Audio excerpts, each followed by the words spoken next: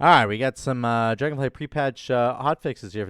Okay, we got patch notes here. This is good. Let's get down here. We'll scroll down to Shaman. Oh, Elemental gets a bunch of buffs. Okay, really good. Enhancement. What the fuck? All damage dealt reduced by 25%? Oh my god. Is it time to doom? Is it time to doom, boys and girls?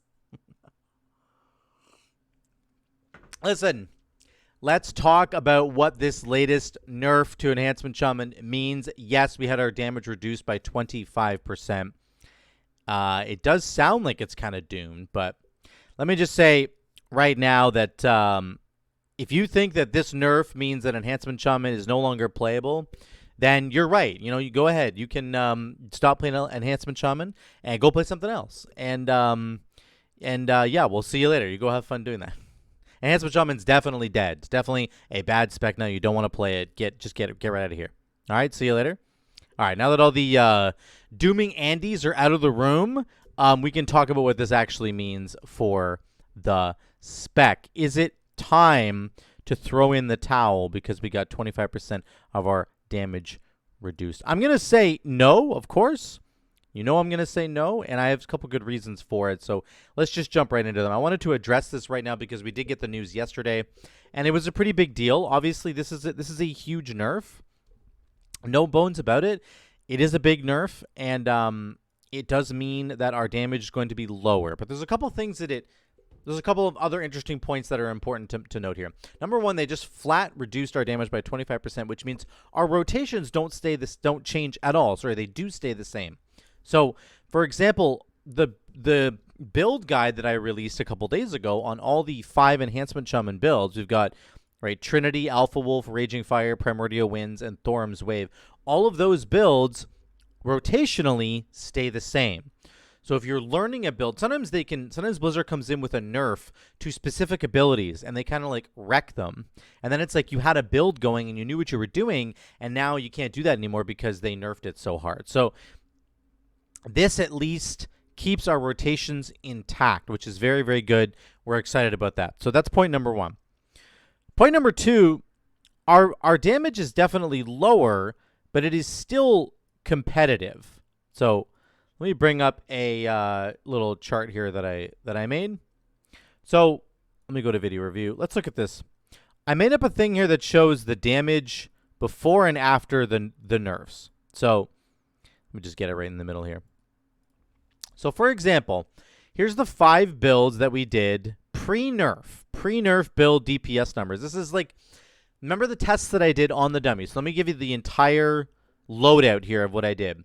My item level was, what was it? It's like 377, I believe. Okay? I think it's 377. And I don't have any special trinkets on. I certainly don't have any Dragonflight trinkets. I don't have like enchants or gems or anything special like that going on. Just stock standard gear. I did have the Season 1 tier set bonus when I did both of these tests, okay? And I'm hitting the Borealis training dummies, which is 4 to 5 targets max.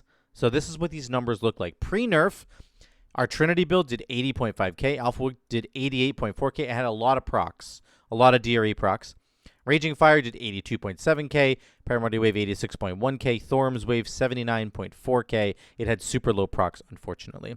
Now, what are these builds doing post-nerf? Okay. Trinity, instead of doing 80.5k, did 68k. Alpha Wolf did 70k instead of 88k. Raging Fire, instead of doing 82k, it only did 71k. Okay. So this is like, this is minus 11k, right? Get that in there. The 68k is, I'm going to do math on the fly here, minus 12.5k. Okay. This Alpha Wolf one equals minus, Alpha Wolf was a big one, 18.4k. Now, remember, it got a ton of procs, so just keep that in mind. Primordial Winds goes from 86 to 71. So that's about a 15k loss right there. Minus 15k. Okay. And then, I don't know why I put this, so this is just lame. There we go. Now, this last one, Thorum's Wave, went from 79.4k to 62K. What's it, 62? That's a big loss there. Only one proc on DRE, so that's probably why. 72 would be 10K. It's like 2 to 9 is 7. So 17, it's about 17K, roughly. Minus 17K. Okay? So you can see it all there. Here's the nerfs in effect. Minus 12.5K, minus 18K, minus 11K, minus 15, minus 17K. Now, that is just me performing the same builds on the same training dummies, trying to play as optimally as I can. It's not perfect, but there's no flashy trinkets. There's no special gear, just the tier set bonus from Season 1. These are the numbers you can kind of expect. So these numbers would go way, way up if you had more targets. You know, I went to an Algathar Academy with one of the Enhancement Shaman builds. I think it was one of the DRE ones. And I was pulling like 150K on big AoE packs. Now, you'd only be pulling like 110K. It'd be something like that. So are we nerfed into the absolute oblivion? No, not at all. The builds still work perfectly fine. They function perfectly fine. The rotations are the same. The damage is definitely lower than it was before. Definitely. Just on my testing here alone, you can see that the numbers are lower. So why is that the case? Obviously, 25% nerf is the reason why. But I do want to talk about why we need to not be like dooming over this right now, and why the testing in pre-patch is actually a really, really bad way to test this game. So right now, these numbers could potentially be really, really misleading. And unfortunately, when we're in pre-patch, that's the reason why. It's because there's so many other factors at play. Number one, you know, we have different item levels in pre-patch. When we do tests on beta and we go into Mythic Plus and Raid, they just fix your eye level. They fix everybody's eye level to be the exact same so that you can get a really good sense of what the testing's like.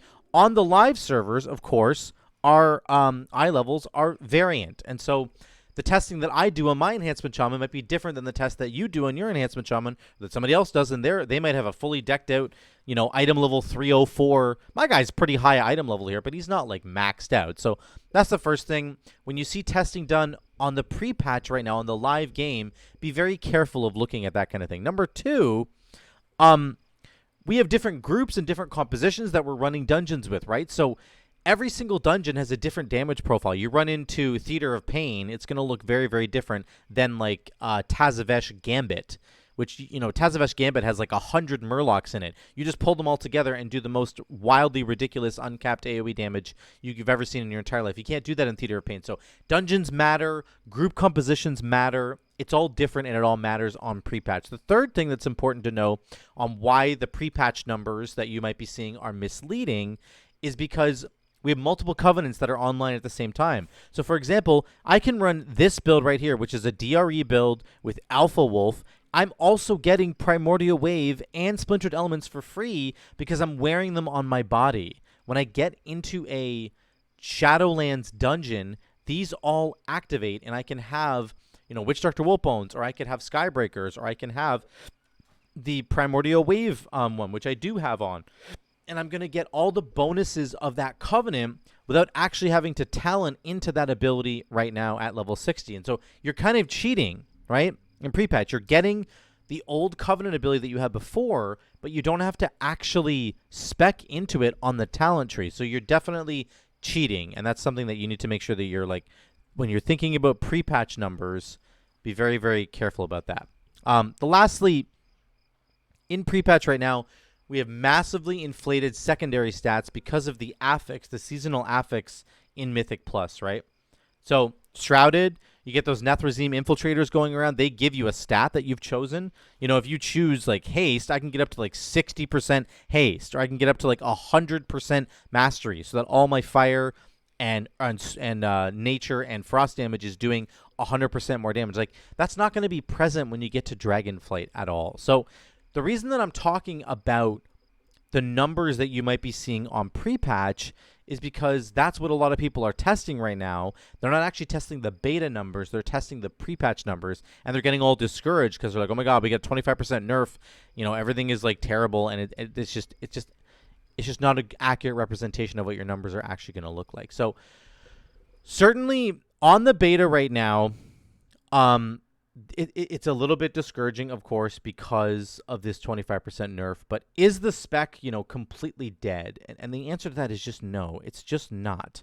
And you guys got to make sure that you're really careful about what you are choosing to listen to when you're hearing people talk about this, because I've done the testing on this. I've done all 5 of these builds on the pre-nerf, before it got nerfed, obviously, and I've done them all now since they've been nerfed, and these are the numbers that I'm kind of coming out with. I've also tested them in dungeons even after the nerfs. I did some this morning, and they felt really, really good to play. So the rotation is the exact same. It doesn't feel any different to play. The numbers are just a little bit lower. Yes, they're 25% lower, but honestly, I have a really good feeling that Blizzard has just taken the huge nerf bat to Enhancement Chum right now, and they've swung the pendulum really, really far to the left, okay? And what they're going to do is they're going to see how it looks. They're going to percolate. It's going to get in the lab. People are going to try it out. People are going to freak out.